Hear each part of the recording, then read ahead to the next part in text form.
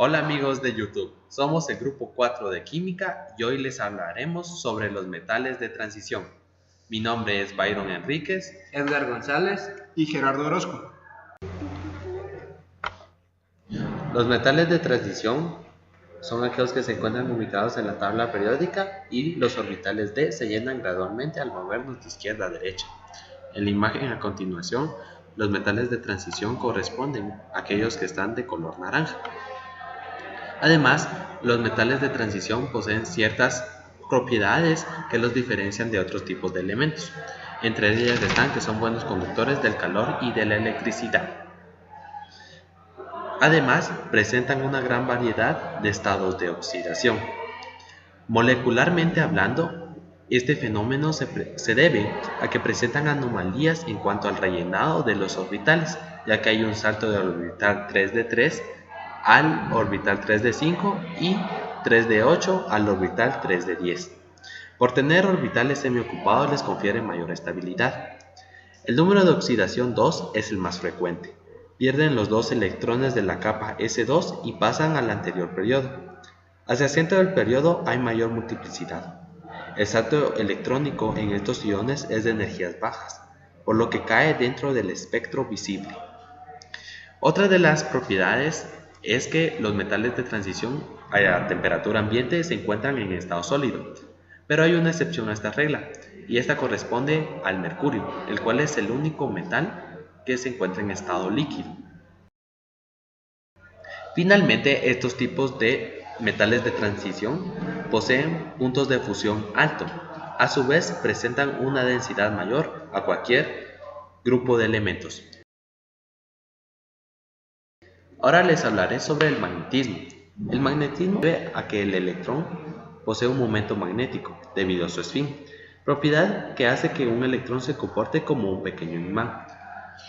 Hay diferentes sustancias que se catalogan dentro del magnetismo. Una de estas sustancias son los sólidos diamagnéticos. Los sólidos diamagnéticos son aquellos en los que los electrones están apareados, como se ve en la imagen, un electrón hacia arriba y un electrón que va hacia abajo. Esto elimina entre sí los efectos de los electrones.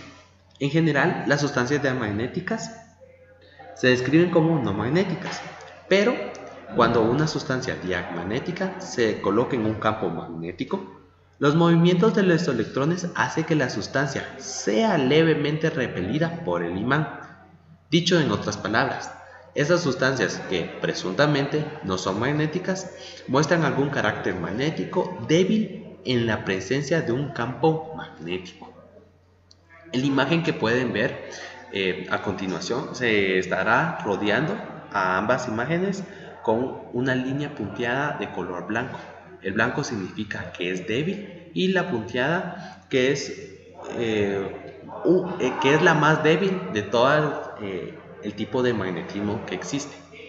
Otra de las sustancias son las paramagnéticas. Una sustancia paramagnética tiene uno o más electrones no apareados, como se ve en la imagen. Un electrón va hacia la derecha, uno hacia arriba y otro hacia abajo. Pero cuando se le aplica un campo magnético, estos electrones se alinean paralelamente entre sí. A diferencia de las sustancias magnéticas, las paramagnéticas son levemente repelidas por un campo magnético. Una sustancia paramagnética es atraída hacia un campo magnético. En la imagen a continuación se estará rodeando a ambas, a los electrones y al imán, con una línea continua de color amarillo. El amarillo representa que es fuerte y la continua que es mucho más fuerte que las sustancias diamagnéticas. Finalmente tenemos el ferromagnetismo. El ferromagnetismo es el magnetismo más fuerte que se cataloga.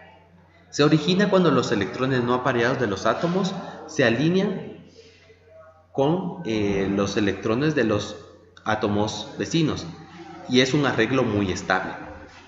Cuando un sólido ferromagnético se coloca en un campo magnético, los electrones tienden a alinearse fuertemente en dirección paralela al campo magnético. La atracción que resulta de esta actividad puede ser como 1.000.000 de veces más intensas que para una sustancia paramagnética. Es decir, el ferromagnetismo es el magnetismo más fuerte dentro de la naturaleza. Por tal razón se rodea con una línea continua que representa que es el más fuerte dentro de todo el magnetismo.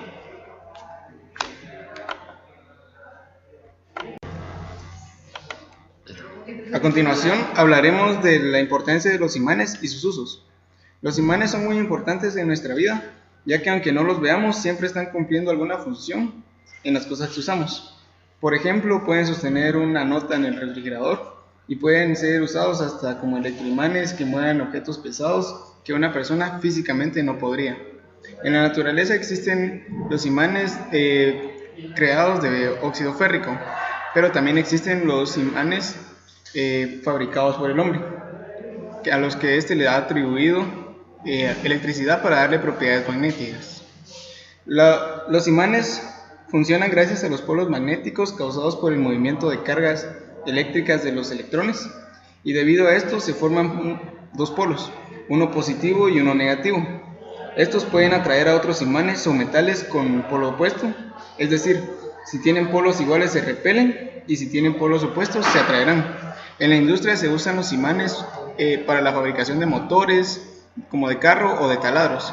En la antigüedad también se usaban los imanes para el movimiento de las brújulas, que ayudaban a los viajeros a guiarse y a no perderse en recorridos largos. La curva de histéresis. Se puede aprender mucho acerca de las propiedades magnéticas estudiando la curva de histéresis. La curva muestra la relación que existe entre la densidad del flujo magnético y la fuerza de magnetización. La curva se genera por la medición del flujo magnético de un material ferromagnético mientras se va cambiando la fuerza magnetizadora. Un material ferromagnético que nunca ha sido magnetizado seguirá la línea punteada mientras aumenta la fuerza magnetizadora, como lo muestra la gráfica. En el punto A, un aumento de la fuerza magnetizadora producirá un aumento muy pequeño en el flujo magnético. Se dice entonces que el material alcanzó su punto de saturación magnética. Si se quita la fuerza magnetizadora, se reduce a cero. La curva se moverá del punto A al punto B, donde se puede ver que permanece el flujo magnético, aunque la fuerza magnetizadora se reduce a cero. A este punto se le llama retentividad e indica la remanencia residual o el nivel de magnetismo residual. Si la fuerza magnetizadora de polaridad opuesta se mueve del punto C, donde el flujo magnético se reduce a cero, la fuerza requerida para eliminar el magnetismo residual se llama coercitiva. Conforme aumenta la fuerza de magnetización de manera opuesta, de nuevo se situará magnéticamente, pero en dirección opuesta en el punto D. Al reducir la fuerza magnética a cero, la curva se mueve del punto E, lo que significa que el material tendrá un nivel de magnetismo residual igual al alcanzado en la otra polaridad. Al aumentar la fuerza magnetizadora en dirección positiva, regresará a cero. Nótese que la curva que no regresa a cero al origen porque se requiere alguna fuerza para reducir el magnetismo residual. Al seguir aumentando la fuerza magnetizadora en dirección positiva, la curva llegará al punto F y de ahí al punto de saturación, donde de la curva de histéresis se puede determinar algunas de las principales propiedades magnéticas del material. 1. La retentividad es la medida de la habilidad de un material a retener cierta cantidad de campo magnético residual. 2. Magnetismo residual o flujo residual. Es la densidad del flujo magnético que permanece en el material cuando la fuerza magnetizadora llega a cero. 3. Fuerza coercitiva. Es la fuerza de un campo magnético inverso que debe aplicarse al material para que su flujo magnético regrese a cero. 4. Permeabilidad. Es la propiedad de un material que describe la facilidad con la que puede establecerse un flujo magnético en este. 5. La reluctancia. Es la oposición de un material que ofrece al establecimiento de un flujo magnético. Esta fuerza es análoga a la resistencia de un circuito eléctrico. Se consideran nanomateriales a todos aquellos materiales desarrollados con al menos una dimensión en escala nanométrica, es decir, una millonésima parte de un milímetro. Durante los últimos años, el interés ha incrementado en el mundo por los nanomateriales, gracias a sus propiedades superiores que presentan respecto a los demás materiales en su forma natural. En la actualidad existen muchos compuestos hechos a base de nanomateriales. Uno de ellos es el nanodióxido de titanio, que es usado para cubrir las sillas de plástico para que sean autolimpiables.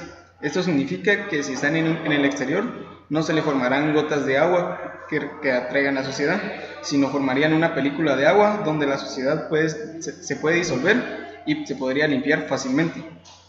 Otro nanomaterial muy famoso y que ha tenido un auge en los últimos años es el grafeno, que es un material con base de carbón que presenta elevada dureza similar al diamante, elasticidad, flexibilidad, alta conductividad térmica y eléctrica, además de ser muy ligero. Gracias por su atención. No olviden darle like al video, Compartirlo con sus amigos Comentarlo. Y activar la campanita.